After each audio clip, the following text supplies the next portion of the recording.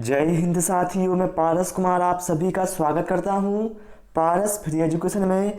आज इस क्लास में हम हिंदी के टॉप 15 क्वेश्चन पढ़ेंगे, जिसमें हिंदी ग्रामर के साथ साथ हिंदी पेडागोजी के क्वेश्चन भी आपको यहां पर देखने को मिलेंगे।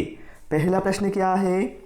लिखना सिखाने से पूर्व बालकों को चित्रकला सिखाना चाहिए, क्योंकि अक्षर भी चित्र ही हैं।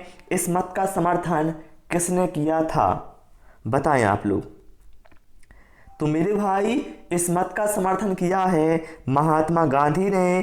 करेक्ट आंसर यहाँ पर ऑप्शन ए के साथ जाएगा। इसके बाद प्रश्न क्रमांक 2 पर आते हैं। पौराणिक शब्द में मूल शब्द और प्रत्यय का सही विकल्प चुनें। जो यहाँ पर शब्द दिया है भैया पौराणिक, बताना इसमें मूल शब्द क्या है और प्रत्यय क्या है।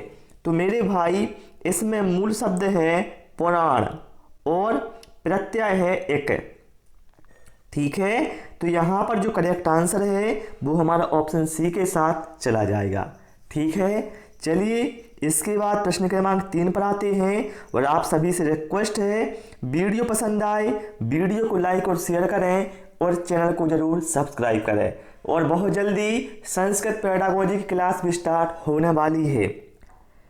उपचारात्मक शिक्षण है, बताएं आप लोग क्या होगा करेक्ट आंसर इन 4 में से?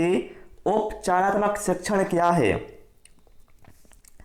तो मेरे भाई, उपचारात्मक शिक्षण क्या है? अध्यापन संबंधी जो बच्चों को कठिनाइयां होती हैं उनको दूर करते हुए शिक्षण कार्य किया जाना, इसी का नाम है उपचारात्मक शिक्षण। करेक्ट आंसर यहाँ पर ऑप्शन बी के साथ जाएगा। प्रश्न क्रमांक 4 पर आते हैं। गाल बजाना मुहावरे का क्या अर्थ है? सभी इसका आंसर जल्दी से कमेंट करेंगे। क्या होगा यहाँ पर करेक्ट आंसर? भाई मेरे, गाल बजाना इस मुहावरे का अर्थ होता है बहुत बढ़ चढ़कर बातें करना या डींग मारना। और इसी का जो अर्थ है वो क्या है? बकवास करना होता है। ठीक है, बहुत बढ़ चढ़कर बात करना मतलब बकवास करना। अर्थात यहाँ पर करेक्ट आंसर हमारा ऑप्शन सी के साथ जाएगा। ठीक, चलिए प्रश्न क्रमांक 5 पर आते हैं। हार्वर्ड उपागम के पद हैं 3, 5, 8 या फिर 9। साथ ही जो प्रोफेसर हर्बर्ट थे यह अमेरिका के प्रसिद्ध शिक्षा शास्त्री थे, जिन्होंने कि साथियों पंचपदी विधि का प्रतिपादन किया है। और इसमें उपागम के पद कितने हैं? तो बताइएगा 5। ठीक है, चलिए इसके बाद प्रश्न क्रमांक 6 पर आते हैं। निम्न वाक्यों में से संयुक्त वाक्य कौन सा है? भैया मेरे, संयुक्त वाक्य क्या होते हैं? जिस वाक्य में 2 या 2 से अधिक सरल वाक्यों को बोधक अव्यय जैसे और, तथा, एवं, परंतु इनके द्वारा जोड़ा जाता है तो उसे हम संयुक्त वाक्य कहते हैं। जैसे यहाँ पर उसने गीत गाया और सो गया, यहाँ पर क्या है? ए और से जोड़ा गया दोनों वाक्यों को, अर्थात ये संयुक्त वाक्य होगा।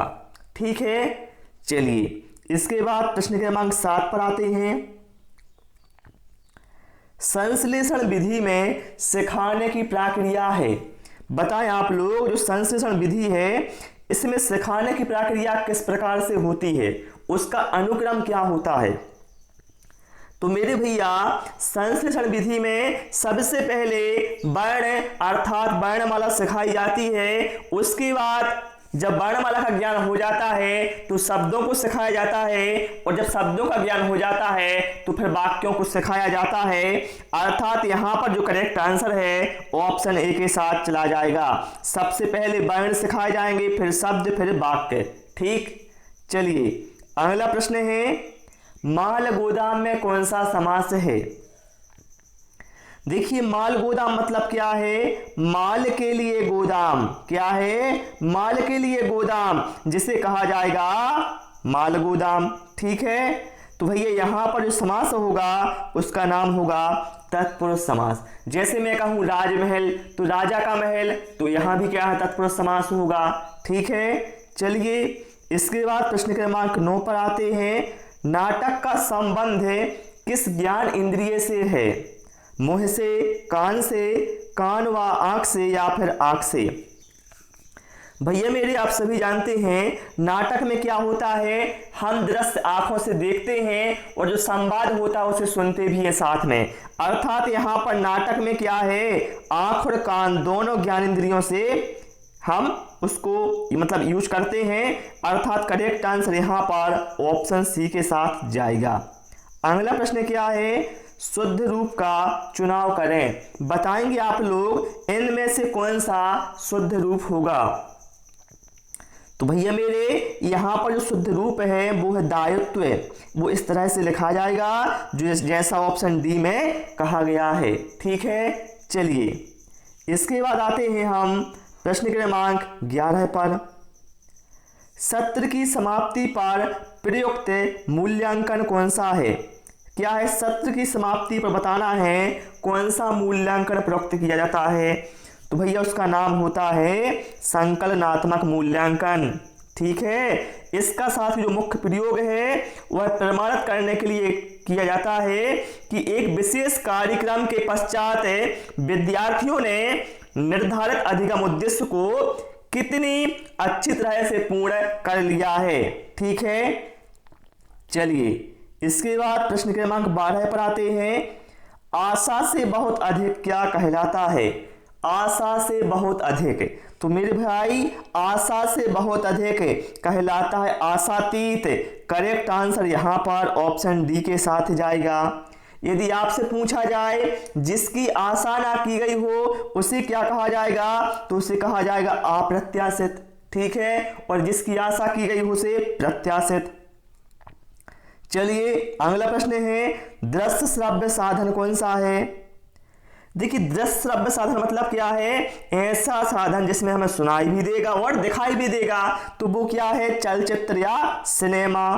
करेक्ट आंसर यहाँ पर किसके साथ जाएगा, ऑप्शन ए के साथ जाएगा। ठीक है, चलिए भाई इसके बाद आते हैं प्रश्न क्रमांक 14 पर। कोप का विपरीत अर्थक शब्द बताइए। क्रोध, रीझना, कृपा या फिर शांत। तो भैया मेरे कोप का विपरीत अर्थक शब्द होगा कृपा। करेक्ट आंसर यहाँ पर ऑप्शन सी के साथ चला जाएगा। और शांत का विलोम होगा अशांत। अगला प्रश्न है, अंधे के हाथ बटेर लगना, इस लोकोक्ति का सही अर्थ क्या है? तो भैया मेरे अंधे के हाथ बटेर लगना, ये जो लोकोक्ति है इसका सही अर्थ है बिना परिश्रम के अयोग्य व्यक्ति को सुफल की प्राप्ति होना। ठीक है, इसी का नाम क्या है, मतलब इसी लोकोक्ति का अर्थ है अंधे के हाथ बटेर लगना। ठीक है प्यारे साथियों, आज इस क्लास में इतना ही। अगले वीडियो से हम अधिक से अधिक क्वेश्चन लाने की कोशिश करेंगे। Thanks for watching this video.